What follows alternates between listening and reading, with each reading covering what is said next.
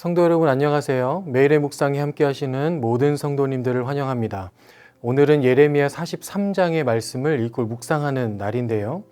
오늘 말씀을 통해 주시는 하나님의 말씀을 마음에 품고 오늘 하루를 말씀 가운데 살아가시는 저 여러분 되시기를 축복합니다. 오늘 함께 나눌 말씀은 예레미야 43장 1절부터 13절까지의 말씀입니다. 이 말씀을 봉독하도록 하겠습니다. 예레미야가 모든 백성에게 그들의 하나님 여호와의 말씀 곧 그들의 하나님 여호와께서 자기를 보내사 그들에게 이르신 이 모든 말씀을 말하기를 마치니 호사야의 아들 아사랴와 가레아의 아들 요하난과 모든 오만한 자가 예레미야에게 말하기를 내가 거짓을 말하는도다. 우리 하나님 여호와께서 너희는 애굽에 살려고 그리로 가지 말라고 너를 보내어 말하게 하지 아니하셨느니라.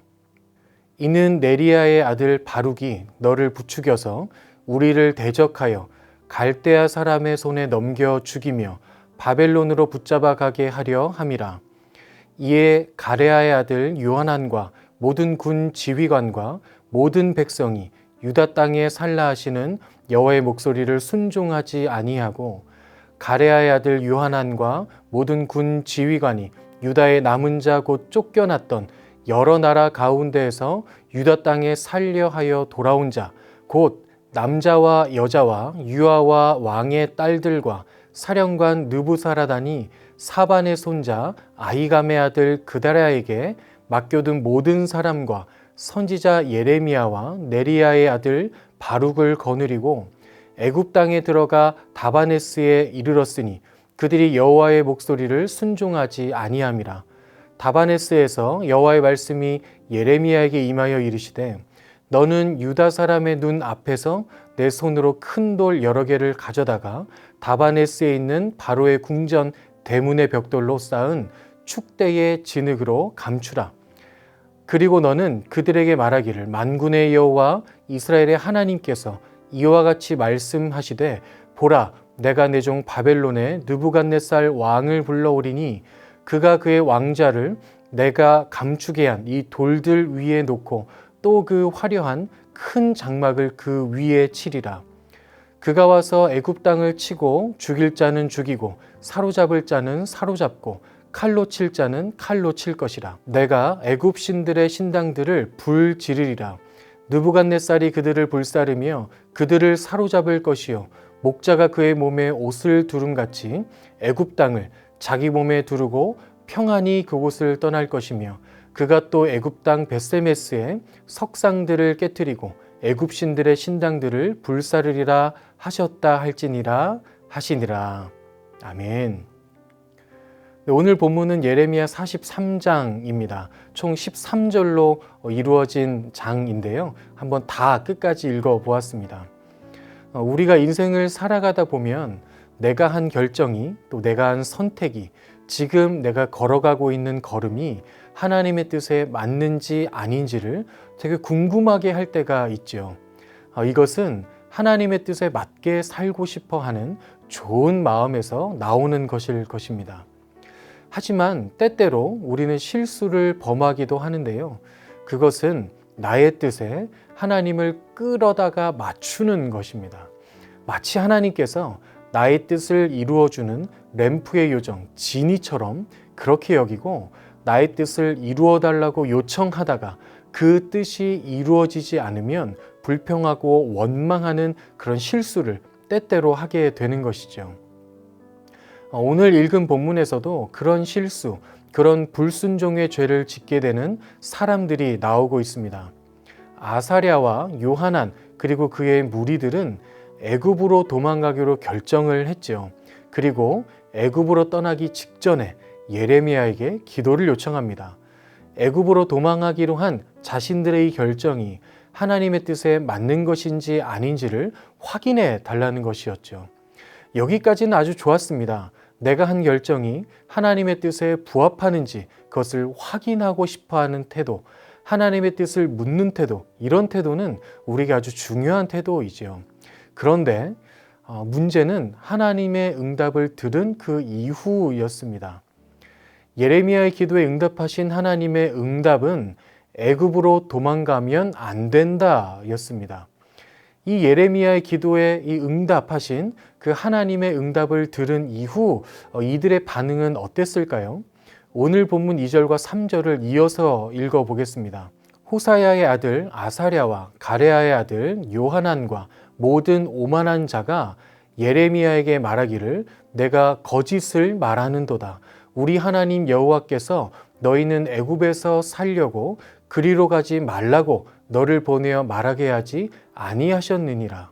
이는 네리야의 아들 바룩이 너를 부추겨서 우리를 대적하여 갈대아 사람의 손에 넘겨 죽이며 바벨론으로 붙잡아가게 하려 함이라. 이 하나님의 응답을 전해 들은 아사랴와 요하난의 무리들은 태도가 돌변하였습니다. 응답을 듣기 전에는 어떤 응답을 하시더라도 순종할 것처럼 했던 그들의 태도가 지금은 완전히 돌변해서 예레미야를 거짓말하는 자로 몰아가고 있습니다. 우리 하나님 여호와께서는 그렇게 말씀하셨을 리가 없다, 이렇게 우기면서 말이죠.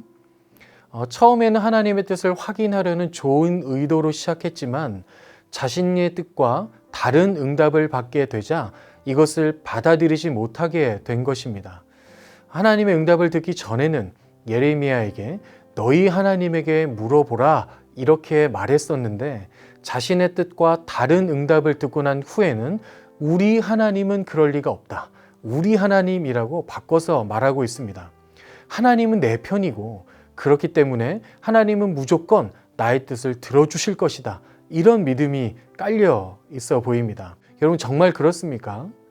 하나님께서 우리를 사랑하셔서 우리와 함께 하시며 우리 편이 되어 주시는 것은 맞지만 그렇다고 나의 뜻을 무조건적으로 들어주시지는 않습니다. 자주 쓰는 표현이지만 하나님은 우리가 소원을 빌기만 하면 무조건 들어주는 램프의 요정이 아닙니다.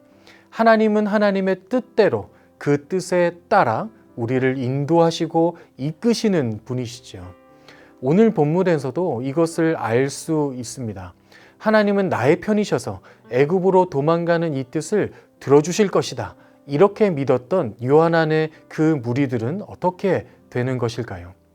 그들의 뜻대로 애굽으로 도망가 위험을 면하게 되었을까요? 오늘 본문 10절과 11절을 읽어보겠습니다. 그리고 너는 그들에게 말하기를 만군의 여호와 이스라엘의 하나님께서 이와 같이 말씀하시되 보라 내가 내 종 바벨론의 느부갓네살 왕을 불러오리니 그가 그의 왕좌를 내가 감추게 한 이 돌들 위에 놓고 또 그 화려한 큰 장막을 그 위에 치리라. 그가 와서 애굽 땅을 치고 죽일 자는 죽이고 사로잡을 자는 사로잡고 칼로 칠 자는 칠 것이라. 결국에는 애굽으로 도망한 모든 사람들이 바벨론 느부갓네살 왕에 의해 죽고 사로잡히고 칼에 맞게 될 것이다. 이렇게 말씀하십니다. 온전한 사람은 없는 것이죠. 애굽으로 도망한 모두가 망하게 되는 것입니다. 이것이 하나님의 뜻이었습니다. 애굽으로 도망하는 것이 아니라 바벨론 포로로 끌려가는 것이었죠. 하나님은 결국 하나님의 뜻대로 그들을 인도하여 주셨습니다. 저와 여러분도 마찬가지이죠.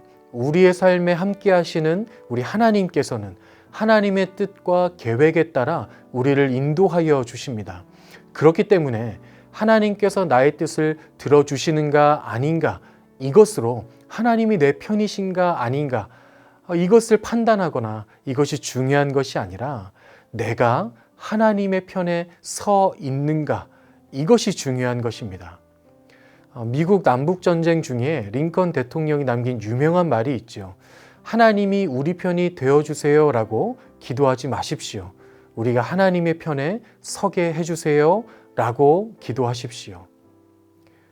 우리의 삶에서 하나님의 뜻을 구하고 묻는 것보다 더 중요한 것은 우리가 하나님의 편에 서 있는 것입니다. 우리가 하나님의 편에 서 있게 되면 우리의 생각과 행동과 선택과 결정이 하나님의 뜻에 부합하게 될 것이기 때문이죠. 사랑하는 여러분, 하나님 편에 서기 위해서 매일마다 더 주님께 가까이 나아가시기 바랍니다.